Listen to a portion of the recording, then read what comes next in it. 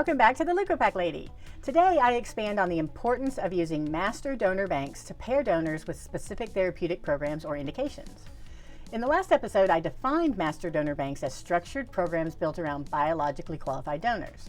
Now I'll discuss how the donors listed in a master donor bank go from being potentially qualified for therapies to only being qualified for a specific therapy. And program specificity is really the heart of what master donor banks are meant to accomplish. This is because different therapies require different biological strengths. Donors with high NK cells and strong cytotoxic responses in functional assays are ideal for NK therapies. Donors with ideal CD4-CD8 T cell ratios and cells that are resilient to stressors would be best for T cell therapies dependent on cryopreservation as part of their logistics needs. And donors with cells showing the strongest transduction efficiencies may be selected for sensitive viral vector-based platforms. But some of the selected donors may not be best suited for those therapies once tested directly in a manufacturing process. But the likelihood is still much higher compared to random donor selection from a donor pool. And if they're not right for one therapy, they may be ideal for another.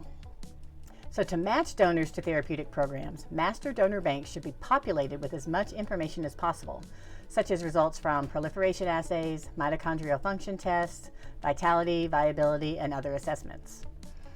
And this is in addition to the donor's demographic information, infectious disease test history, and detailed information about their lifestyle, health history, immune cell phenotype, and HLA type.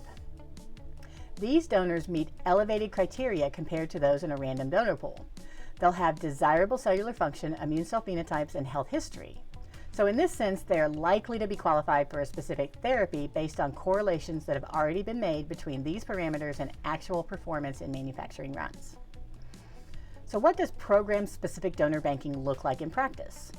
Donors are aligned with the bank through biological qualification metrics. Donors are targeted for recruitment based on program modality needs. And donors are intentionally paired to programs until they're fully qualified for a specific developer's process. Think of it like their cells are interviewing for just the right job. Then donors are fully reserved for the program to which they're qualified. This is what makes master donor banks structured biological portfolios. And there are also some trade-offs of developing and managing master donor banks. There's a smaller cohort of donors to recruit from for each program. Data infrastructure management is higher.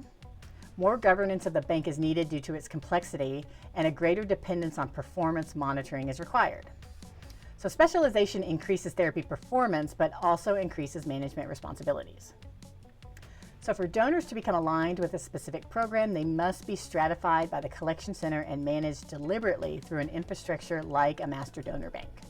This becomes critical to the overall success of allogeneic cell therapies, and it increases the opportunity for collection centers to become strategic partners with developers instead of simply logistics providers.